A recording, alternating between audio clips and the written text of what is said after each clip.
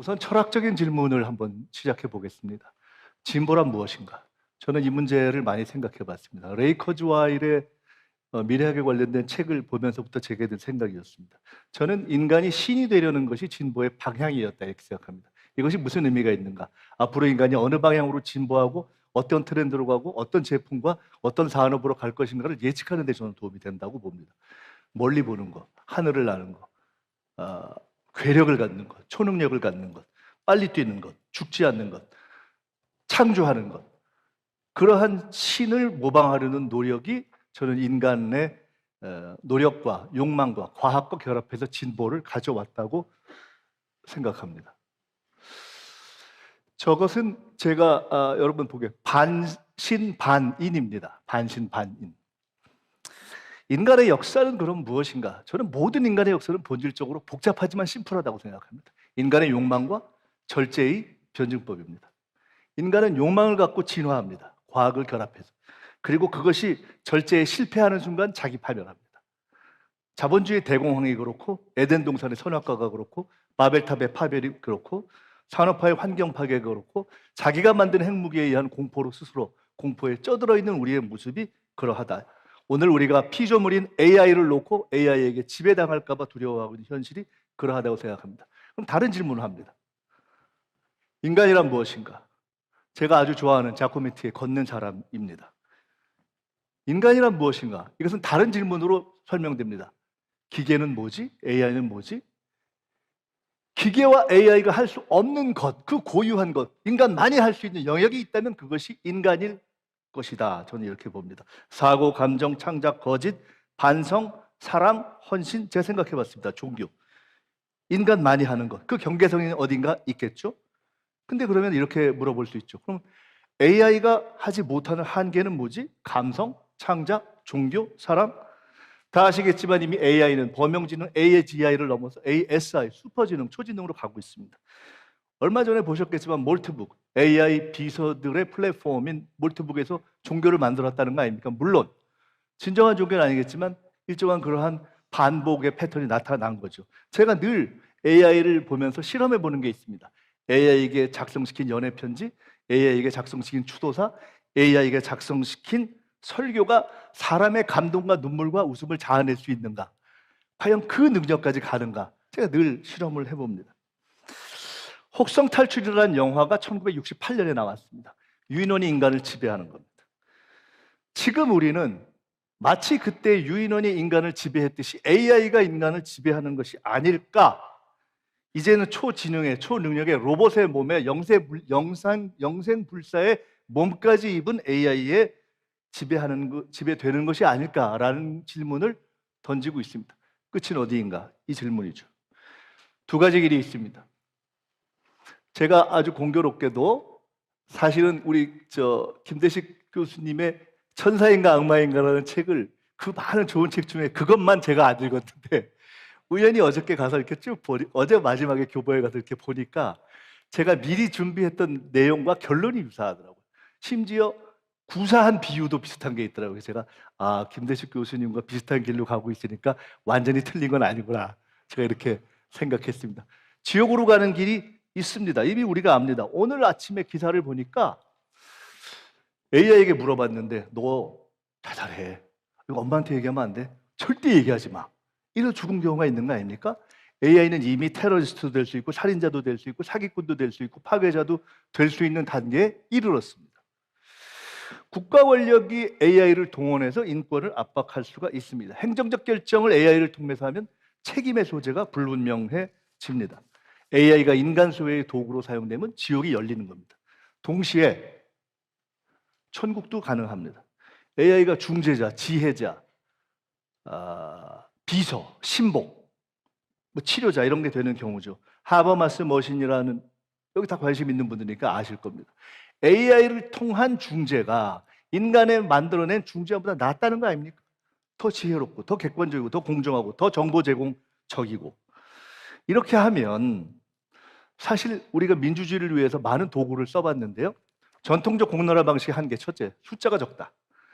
온라인 게시판 민원의 한계, 일방적이다. 그리고 가끔 댓글에 욕한다. 수준이 떨어진다. 이거잖아요. AI를 통한 공론화 방식은 대규모 수기 민주주의를 품격 있는, 품질 있는 답을 가능하게 한다는 데 있어서 천국의 통로가 될 수 있다고 저는 봅니다. 그래서 우리는 오늘 질문과 주제에 도달한 거죠. AI 민주주의를 어떻게 하지? 대만의 누구죠? 그 AI 장관? 그 양반 이름이 갑자기 생각 안 나네. 누구죠? 오드리탕이나 또는 유발 하라리 이런 분들이 어떤 분은 약간 비관적으로, 어떤 분은 약간 낙관적으로 뭐 이렇게 보는 거 아니에요? 주우 정치로 갈 수 있다고 걱정하는 분도 있고 디지털 전제가 될 수 있다고 걱정하는 분도 있는가 하면 이걸로 진짜 민주주의가 강화될 수 있다고 보기도 하죠. 문제는 결국 이게 선택인데, 한국에서는 지난 빛의 혁명 때 응원봉 AI 기술이 빛의 혁명을 돕는 걸로 작동했고, 이란에서는 감시 국가를 지탱하는 걸로 작동한 거죠. 결국 사람에 달린 거죠. AI가 만들어내는 정치의 기본 세팅을 이해할 때 가장 중요한 것은, 이건 추천과 랭킹과 피드가 개인화된 세계를 규정한다는 거죠. 객관과 진실의 가치 중립성이 아니라는 거죠. 내가 좋아하는 거, 내가 많이 검색하는 거라는 것을 통한 가치 중립적이지 않은 것을 통한 세계가 각각에게, 개인에게 형성되는 것, 이것이 흔히 이야기하는 양극화 아니겠습니까? 알고리즘의 최적 대상은 진실이 아니라 참여, 클릭을 누가 많이 하고 어디에 체류하느냐, 어디에 공유하느냐의 문제이죠. 나는 진실이지만 그 상대에겐 가짜 뉴스가 되는 것. 이 상황에서 어떻게 민주주의를 만들어낼 거냐, 어마어마한 질문이고 어려움입니다. 헌법과 선거제도만으로 과연 종래의 방식으로 민주주의를 지켜낼 수가 있겠는가? 어렵죠. 민주주의의 전제는 공평한 정보 접근, 균등한 참여, 자기 책임 원칙인데 과연 AI 세계에서 그게 가능할 거냐? 그러면 민주주의의 작동을 위해서 우리는 뭘 해야 하는가? 정보 왜곡, 정보 격차, 정보에 대한 무책임을 막을 방법을 찾아야 하고, 바로 지금이 골든타임이다라는 것 때문에 오늘 오마이뉴스가 이런 자리를 만든 것이 아닌가 생각합니다.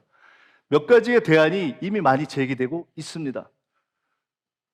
AI를 통한 수기 민주주의의 강화, 아까 말씀처럼 종래의 좁은 공론화 방식이나 일방적 게시판 방식이 아닌 AI 플랫폼을 이용한 집단지성의 수집과 정책 공동 설계와 평가를 제도화하는 것, 하나의 방법이 있을 수 있겠죠. 허위 정보나 딥페이크를 규제해야 되겠죠. 알고리즘이 어떻게 됐나 투명하게 해야 되겠죠. 민간의 주권을 확보해야 되겠죠. 그리고 이거 뭐가 문제인가 파악할 수 있는 AI 리터러시. 이게 사실 우리 정부에서는 이 용어 되게 쓰기가 좀 그래요. 좋아하지 않아요. 리터러시, 영어여가지고. 이게 찾는데 문해력 이래도 어렵고, 독해력 그래도 어렵고, 하여간 그냥 일단 오늘은 이렇게 쓰겠습니다. AI 격차를 줄이는 거죠. 끝으로 가버넌스 문제입니다.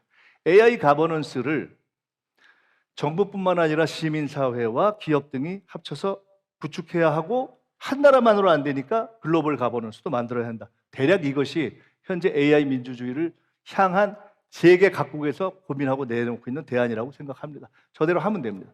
그럼 우리의 과제는 무엇인가?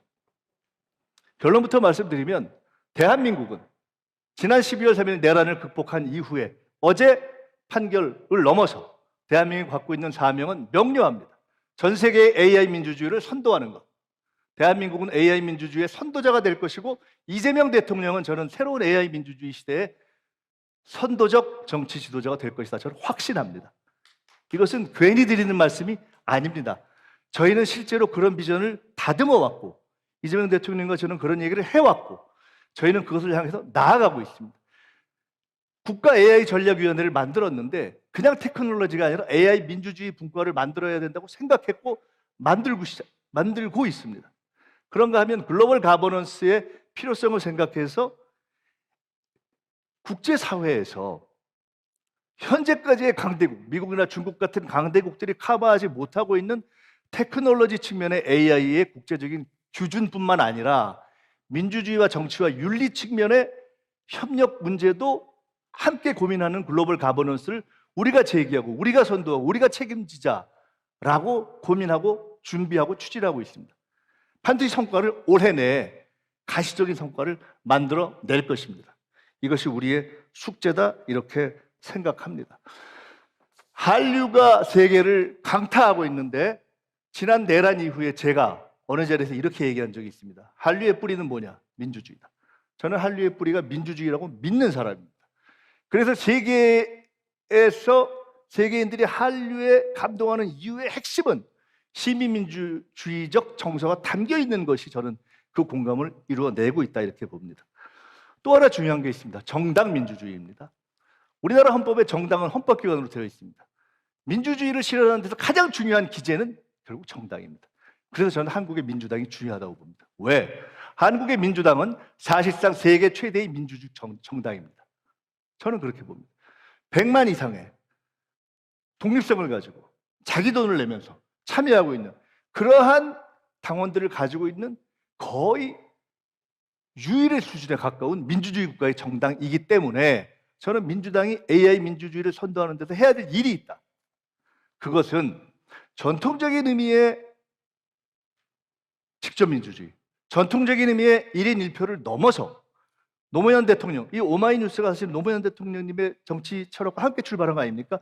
깨어있는 시민의 조직된 힘을 지금의 언어로 번역하면 깨어있는 시민의 숙이된 토론에 의한 민주주의, 거기에 과학을 결합한 것, 저는 그것이 AI 민주주의라고 봅니다. 그러면 민주당이 가야 할 길, 한국의 선도적 정당이 가야 할 길은 그러한 AI 시대를 반영하고 자기의 정책 형성과 정책 평가와 수기 토론에 반영하는 구조를 만들어내는 민주당 AI를 만들어내고 그런 방식의 수기된 민주주의 실험을 하면서 전 세계의 정당을 선도하는 것이 저는 한국의 민주당의 숙제이다.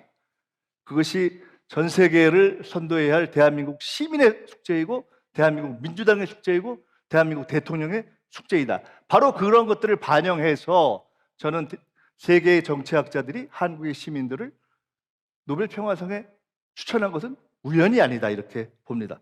이제 끝에 말씀을 드리겠습니다.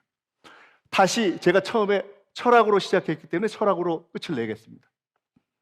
진보란 무엇인가? 제가 아까 인간이 신을 닮는 노력이 아닌가 이렇게 말씀드렸습니다. 이마고 데이, 좀 문자를 쓰자면 인류의 서사에서 인간은 신을 닮은 형상으로 이해되어 왔습니다. 자유의지를 가진 공동 창조자 코크리에이터, 신의 능력을 모방하고 자연을 가공하고 문명을 설계하고 언어와 예술을 통해서 신이 창조한 세계를 재구성해 왔는데 흥미롭게도 저는 신과 인간의 관계와 유사한 신화의 관계와 유사한 서사를 인간과 AI의 관계에서 봅니다. 인간은 신에 의해 창조됐지만 자유의지가 있고 AI는 인간에 의해서 창조됐지만 인간을 두려워하게 하고 있습니다. 그럼 차이가 뭐냐? 인간은 감성과 영성 자유의지가 있지만 물리적 한계가 있습니다. AI는 독자적인 감성과 영성 자유의지가 없지만 잘만 발전시키면 거의 물리적 한계를 초월합니다. 이 차이를 어떻게 조화시킬 것인가? 인간에게는 어떻게 보면 태어난 미션이 있습니다. 사명. 그리고 AI에도 미션이 있습니다. AI의 미션은 뭐냐? 프롬프트입니다. 질문. 제가 2023년에 혹시 김민석하고 AI 질문 대회라는 걸 한번 쳐보시면 인터넷에 제가 나올 게 있어요. 제가 2023년에 국회의원일 때 AI 질문 대회라는 걸 전 세계 최초로 대한민국 국회에서 해보려고 시도해 본 적이 있습니다.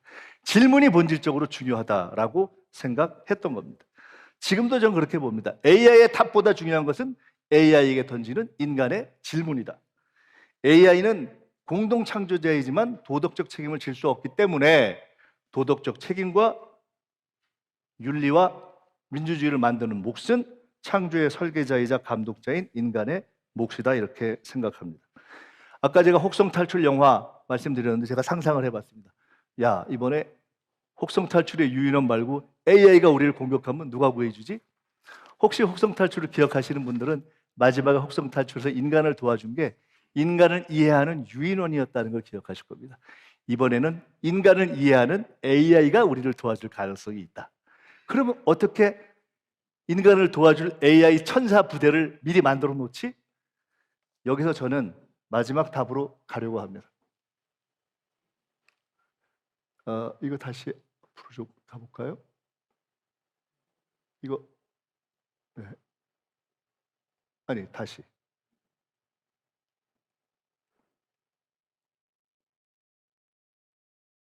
여기. 제가 마치겠습니다. 제가 코로나 시대에 우리나라 국회 보건복지위원장이었습니다. 그때가 전 세계 싱크탱크 대표들을 향해서 스피치를 한 번 한 적이 있습니다. 그 스피치의 주제는 Back to the Basics였습니다. 기본으로 돌아가자.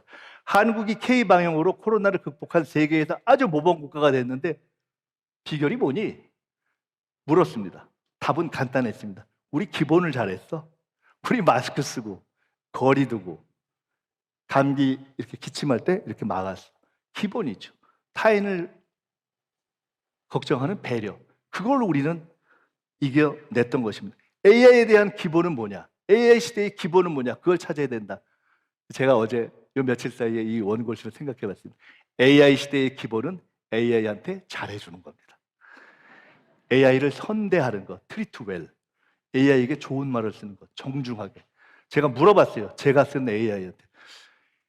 내가 너 이거 해, 할 때 하고 이거를 나하고 문제를 푸는 방법을 같이 좀 해결해 보겠어요? 라고 정중하게 물으면 무엇이 달라지는가라고 물었습니다. 그 답을 그대로 읽어드리겠습니다. 제 AI는 이렇게 이야기했습니다. 정중함은 공동 창조의 창의성, 맥락 이해도, 전략 깊이, 대안 다양성을 실질적으로 향상하는 협업 인터페이스이다. 이게 AI의 답이었습니다. 협업 인터페이스. 이 책이 뭐냐면요. 오늘 제 다음에 발표하실 트리스탄 대표가 어제 제게 선물해 준 책입니다. The Human Interface. 저 책이 끝내주는 책이더라고요. 제가 목차를 쭉 읽어봤는데 누가 쓴 책이냐? 트리스탄 대표의 그 조직의 co-founder이자 절친인 친구의 아버님. 저 책의 저자 제프 라스킨. 누군지 아십니까? 매킨토시의 발명자입니다. 놀랍죠? 저 책이 그분 집에 서가에 마지막 꼽혀있던 하드카피를 저한테 선물로 주신 겁니다.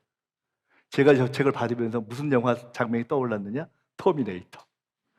마지막에 뭔가 디디디디디디 그걸 향해서 자 이걸 넘겨준다? 망하지 마라.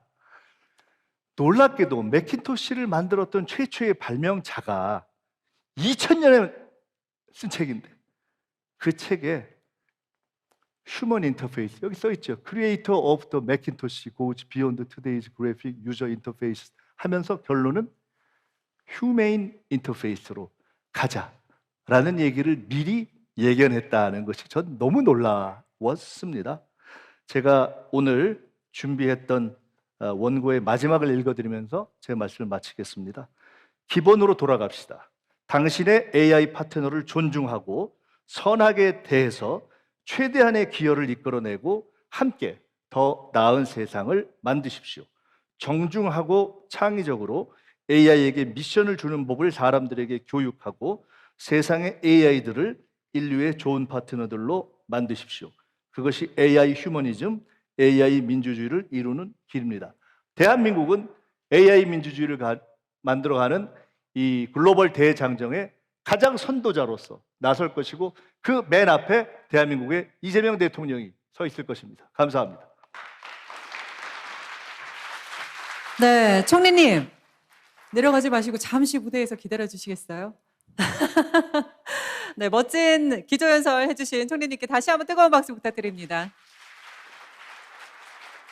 네, 이어서 오마이뉴스 오연호 대표님을 앞으로 모시고 두 분이 짧지만 굵은 토크를 좀 해보려고요. 네, 기조연설에 이어서 두 분의 토크를 좀 들어보는 시간을 갖도록 하겠습니다. 뭐 마치 즉석에서 준비한 것 같지만 이미 다 짜여진 대본입니다. 네. 오늘 제가 그 주제 발표를 들으면서 야, 총리님께서 굉장히 공부를 열심히 하셨구나 하는 생각이 들었습니다. 공부를 열심히 했다기보다는 숙제를 세게 주셔가지고 했습니다. 제가 아주 즐거운 과정이었어요. 저도 이렇게 뭔가 이렇게 읽고 정리하고 이렇게 하는 걸 좋아하는 편인데 처음에 생각했던 것보다 뒷부분 오늘로 다가올수록 이렇게 정리하는 과정이 아주 즐거웠습니다. 네. 자, 오늘 이제 참석자 여러분들의 표정을 여기서 우리 총리님께서 이제 볼 수가 있는데 무려 이 티켓 값이 10만 원이었습니다. 네. 그런데 2주 전에 매진이 됐어요.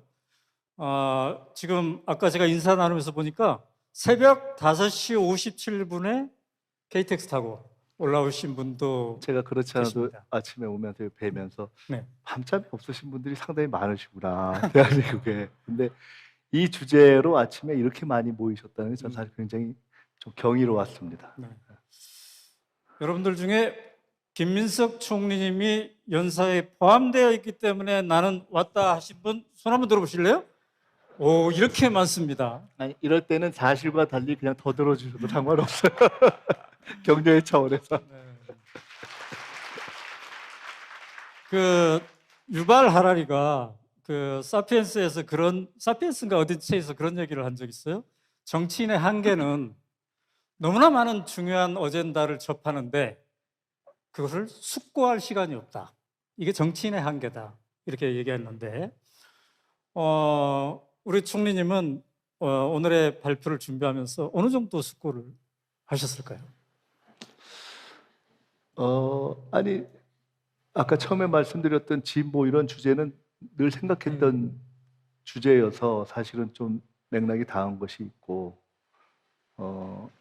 AI가 또 생각을 상당히 많이 해주더군요. 그렇죠. 그래서 이렇게 결합을 해서 제 생각을 정리해 가는데 상당히 도움이 됐습니다. 그 점에서는 상당히 많이 편리한 점이 있었던 것 같습니다. 생각의 방향을 정리하면 그것을 자료를 제공해주고 또 검증하고 뭐 이런 등등에 상당히 효율적으로 쓸 수 있었던 것 같습니다. 처음에 생성형 AI가 나왔을 때 우리 다들 궁금했잖아요.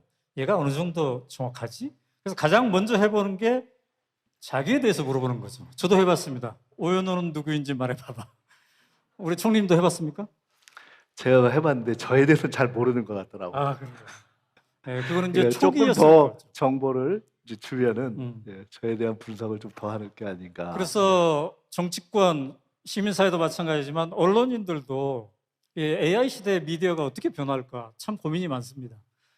우리는 26년 동안 오마이뉴스를 해봤지만 앞으로 오마이뉴스는 어떻게 가야 되지? 그래서 제가 AI에게 향후 25년 플랜을 한번 제시해달라고 했는데 뭐 생뚱맞은 것도 있지만 꽤 귀담아 들을 게 많았습니다. 김민석 총리님은 혹시 그런 거 안 해보시나요? 사실 제가 네.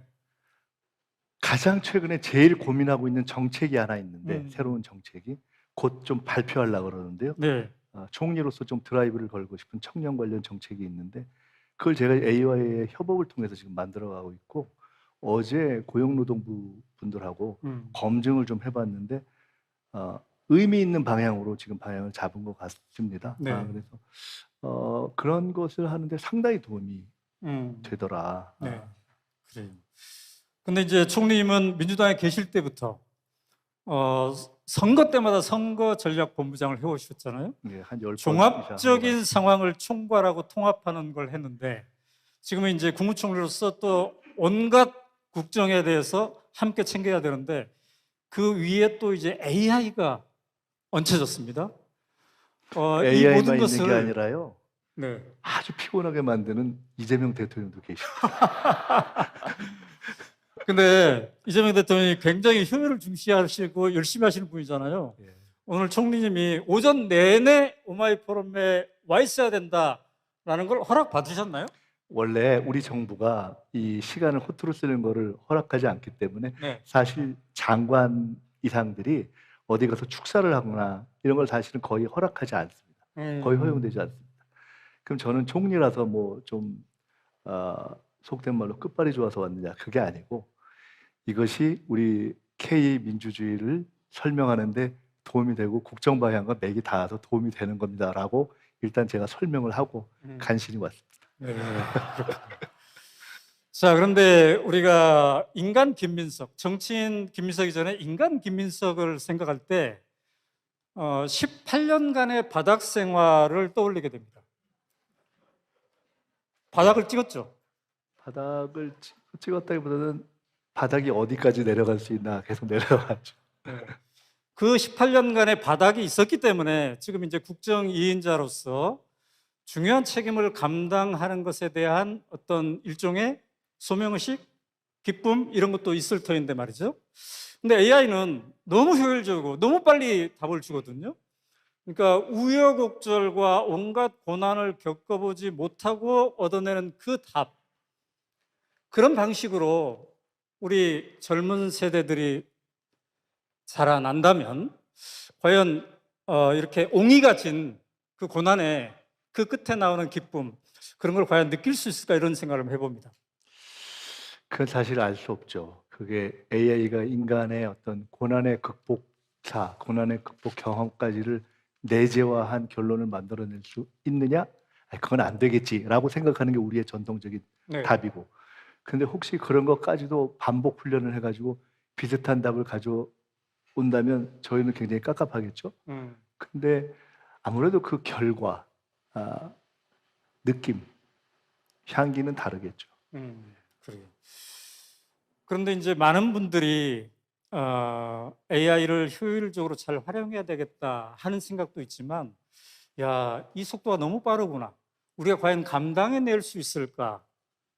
이 질문을 하고 있거든요. 아까 총리님께서 민관 거버넌스 말씀을 하셨는데, 그 거버넌스의 목적은 결국 좋은 방향으로 이거를 이끈다는 것인데, 과연 이 싸움에서 시민사회와 선한 정부가 과연 승리할 수 있을까?